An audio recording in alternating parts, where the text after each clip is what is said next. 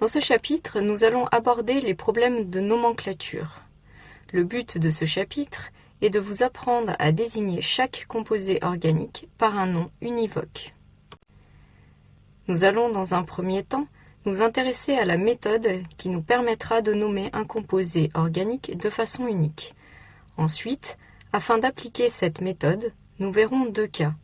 Comment nommer une molécule dont la structure vous est donnée, mais également comment représenter une molécule dont le nom vous est précisé. Pour nommer un composé organique, nous suivrons une méthodologie particulière. Ces règles de nomenclature systématique sont fixées par l'IUPAC, l'International Union of Pure and Applied Chemistry.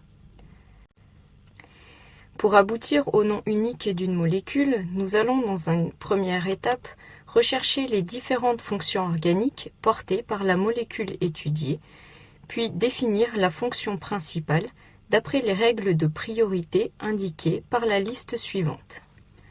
Ce tableau que vous devez connaître établit le classement des fonctions de la plus prioritaire à la moins prioritaire. Si dans la molécule étudiée il existe plusieurs fonctions organiques, celle qui apparaîtra en premier dans ce tableau sera la fonction principale. Les autres seront appelées fonctions secondaires.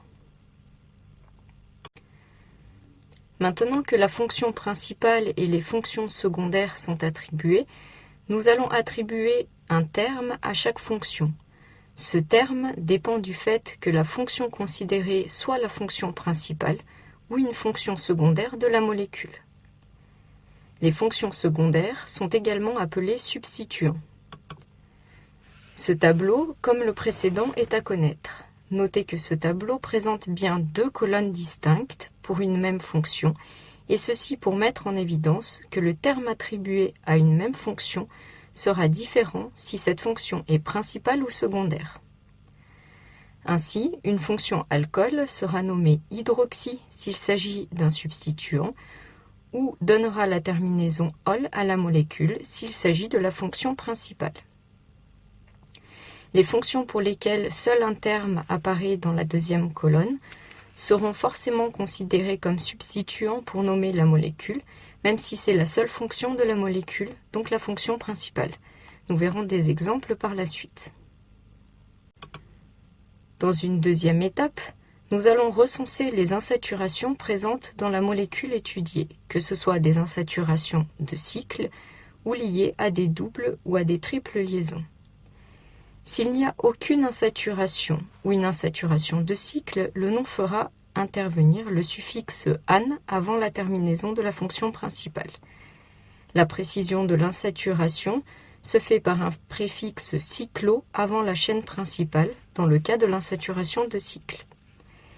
S'il y a des insaturations de type double ou triple liaison, le suffixe -an sera remplacé par n dans le cas des doubles liaisons et par in dans le cas de la triple liaison. Dans une troisième étape, nous allons rechercher le nombre d'atomes de carbone qui forment la chaîne principale. La chaîne carbonée principale est la chaîne carbonée la plus longue qui contient obligatoirement la fonction principale et le maximum d'insaturation. Si la fonction principale est portée par un cycle, la chaîne principale sera ce cycle. Par contre, si la fonction principale est portée par une chaîne linéaire, la chaîne principale sera alors cette chaîne. Suivant le nombre de carbone intervenant dans cette chaîne principale, on attribuera au nom de la molécule un des termes précisés dans ce tableau. Dans une quatrième étape, nous allons repérer les ramifications. Ces ramifications sont considérées comme des substituants. Suivant le nombre de carbone contenu dans cette ramification, nous utiliserons un des termes du tableau précédent terminé par « il », c'est-à-dire pour 3 atomes de carbone, on parlera de propyle pour la ramification. Enfin, si une ou plusieurs des ramifications ou un ou plusieurs des substituants se retrouvent répétés dans la molécule, on utilisera un terme de répétition. Par exemple, si 2 ramifications à un atome de carbone sont présentes, on utilisera le terme diméthyle pour les nommer. La chaîne principale étant maintenant définie, il va falloir la numéroter. La numérotation permet d'attribuer à la fonction principale, aux insaturations et aux substituants dont les ramifications, des indices permettant de les localiser. La numérotation est effectuée en commençant par une extrémité, de telle sorte que la fonction principale est le plus petit indice possible. Si deux numérotations sont possibles, il faut que les insaturations, s'il y en a, soient sises entre des carbones de plus petits numéros. Si deux numérotations sont encore possibles, il faut que la somme des indices relatifs aux substituants soit la plus petite possible. Enfin, en utilisant toutes les informations obtenues dans les 5 premières étapes, nous allons construire le nom du composé organique considéré.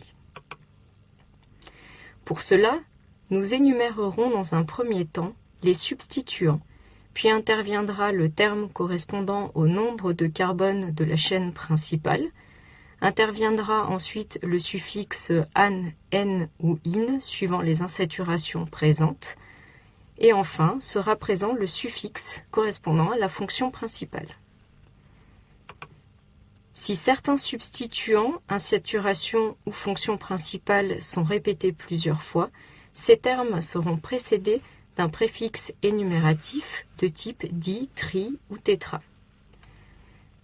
Un indice de position interviendra pour chaque partie de la molécule, substituant, insaturation et fonction principale. Quelques remarques concernant la méthode décrite dans les diapositives précédentes. Si la position de la fonction principale n'est pas ambiguë, son indice peut éventuellement être omis. Une lettre et un chiffre seront séparés par un tiret. 2 chiffres seront séparés par une virgule. Lorsque le nom comporte une voyelle de part et d'autre d'un indice de position, la voyelle terminale précédant l'indice peut être élidée. Quelques remarques concernant la méthode décrite dans les diapositives précédentes. Si la position de la fonction principale n'est pas ambiguë, son indice peut éventuellement être omis. Une lettre et un chiffre seront séparés par un tiret. 2 chiffres seront séparés par une virgule. Lorsque le nom comporte une voyelle de part et d'autre d'un indice de position, la voyelle terminale précédant l'indice peut être élidée. Quelques remarques concernant la méthode décrite dans les diapositives précédentes. Si la position de la fonction... Nous passons dans cette deuxième partie à la méthode qui va vous permettre de nommer une molécule. Voici un premier exemple. Nous reprenons les étapes telles que vues précédemment. Dans une première étape, vous repérez donc la fonction principale et les fonctions secondaires. Ici, il n'y en a pas. Dans une deuxième étape, repérez les insaturations. Elles sont entourées en vert. Il y a 2 doubles liaisons carbone-carbone. Le nom fera donc apparaître le suffixe N précédé du terme di pour préciser qu'il y a 2 doubles liaisons. Ensuite, il faut repérer la chaîne principale. C'est celle qui comporte le maximum de carbone qui passe par la fonction principale, ici il n'y en a pas, et qui comporte le maximum de doubles liaisons. C'est donc la chaîne qui est représentée en très gras. Elle comporte 6 atomes de carbone, d'où le terme hexa pour le nom de la chaîne principale. On repère ensuite les ramifications. Ici, il y a un groupement méthyle. On numérote ensuite la chaîne principale. On peut numéroter de gauche à droite ou de droite à gauche. La numérotation doit être telle que les doubles liaisons portent les numéros les plus petits. Ici, dans les deux cas, les doubles liaisons portent les indices 2 et 4. On va donc choisir la numérotation qui attribue à la ramification le plus petit indice. C'est donc la numérotation en rouge qui sera correcte. Le nom de cette molécule est donc 3-méthyl-hexa-2,4-diène. Voici un deuxième exemple. On reprend toujours les mêmes étapes et dans le même ordre. On repère dans un premier temps la fonction principale et les fonctions secondaires. Ici, il n'y a rien dans cette molécule. Dans une deuxième étape, les insaturations. Comme précédemment, il y a 2 doubles liaisons carbone-carbone entourées en vert. Le nom fera donc apparaître la terminaison diène. La chaîne principale, cette fois-ci, comporte 5 atomes de carbone, puisque c'est la chaîne qui passe par le maximum d'insaturation. Le terme désignant cette chaîne sera penta.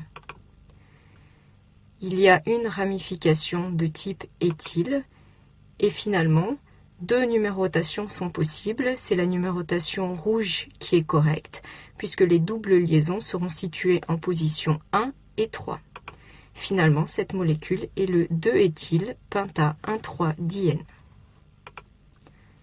Faites bien attention, la chaîne principale est bien la chaîne la plus longue qui passe par le maximum d'insaturation. Il n'aurait pas fallu choisir dans le deuxième exemple la chaîne la plus longue à 6 atomes de carbone et qui aurait contenu qu'une seule double liaison. Voici un nouvel exemple.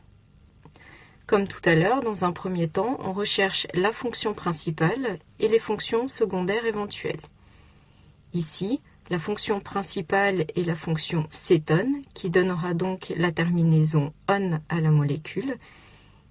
Et il existe une fonction secondaire, le groupement OH, qui donnera un préfixe de type hydroxy. On recherche les insaturations.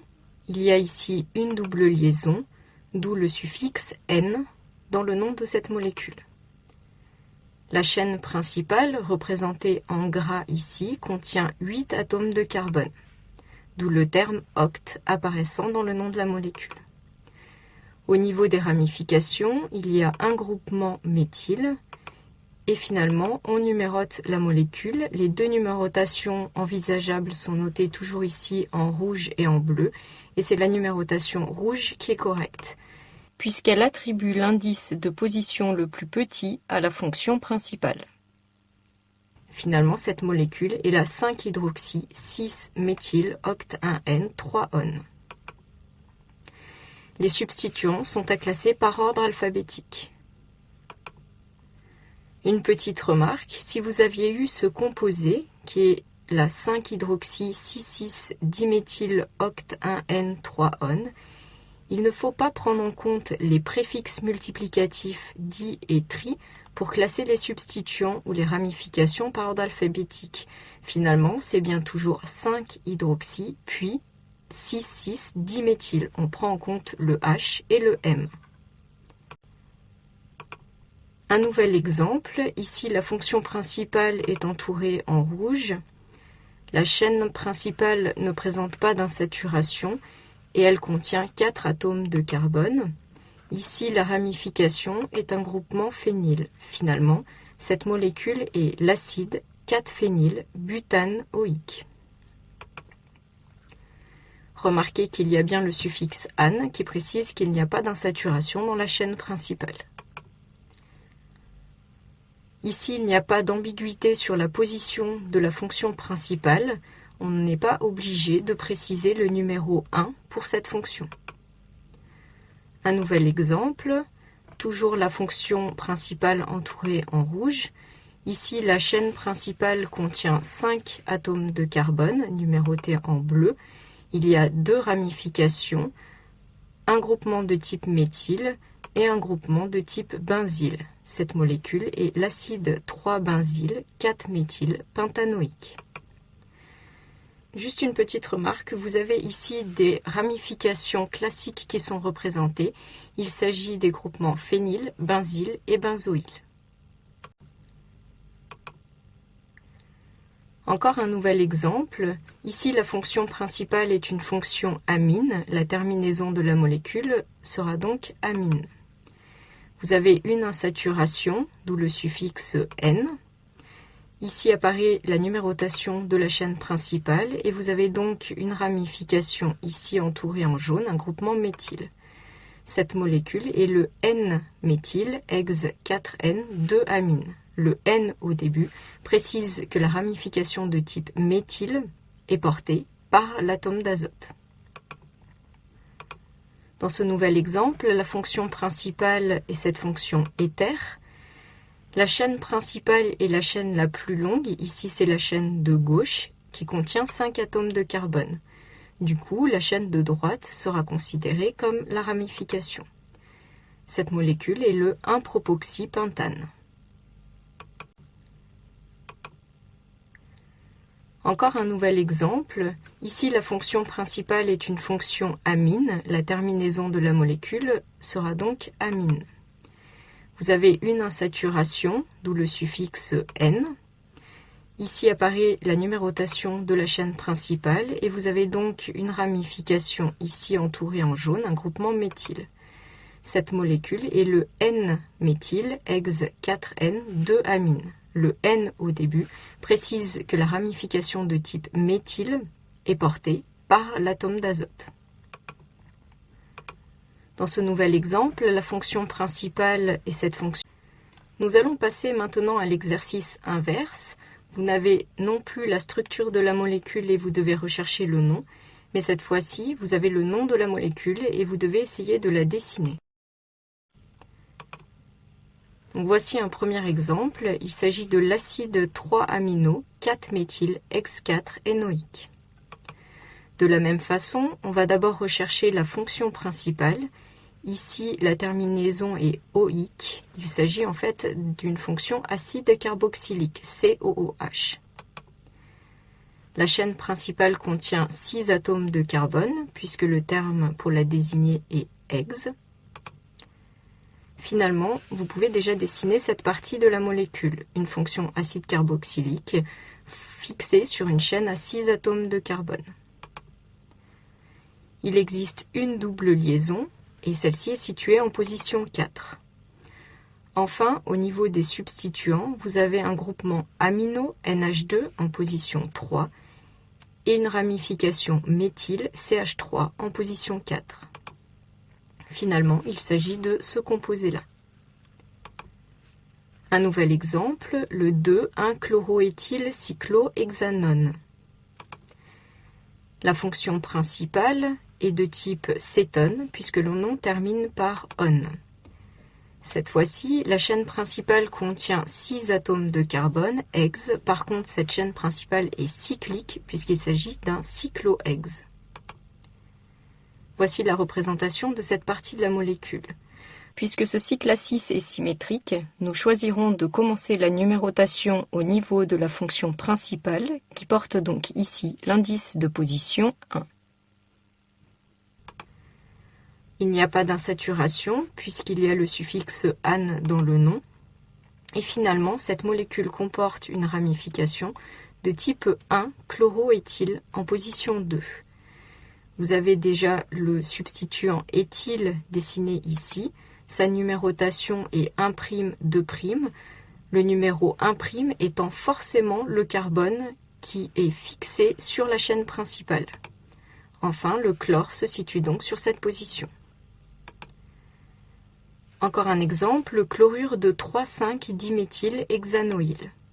La fonction principale est de type chlorure d'acyle ou chlorure d'acide. La chaîne principale contient 6 atomes de carbone. Il s'agit donc de ce type de structure.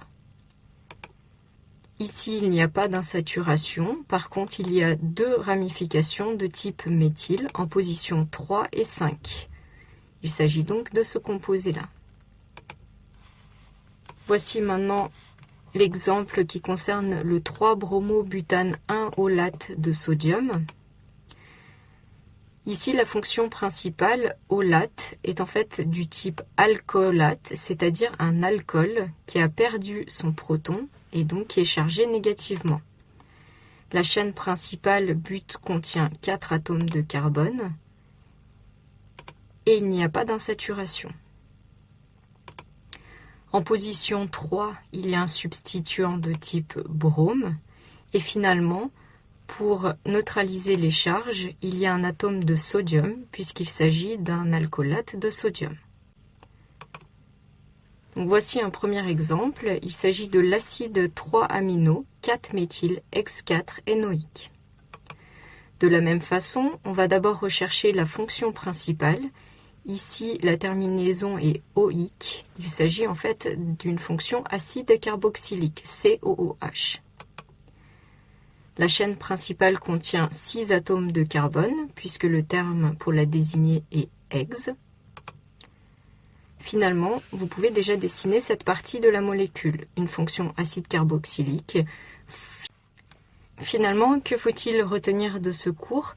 Vous avez vu dans une première partie toute une méthode qui vous permet de nommer un composé organique et finalement, ensuite, vous avez utilisé cette méthode pour être capable de nommer une molécule qui vous est représentée et à l'inverse, pour pouvoir dessiner une molécule dont le nom vous est donné.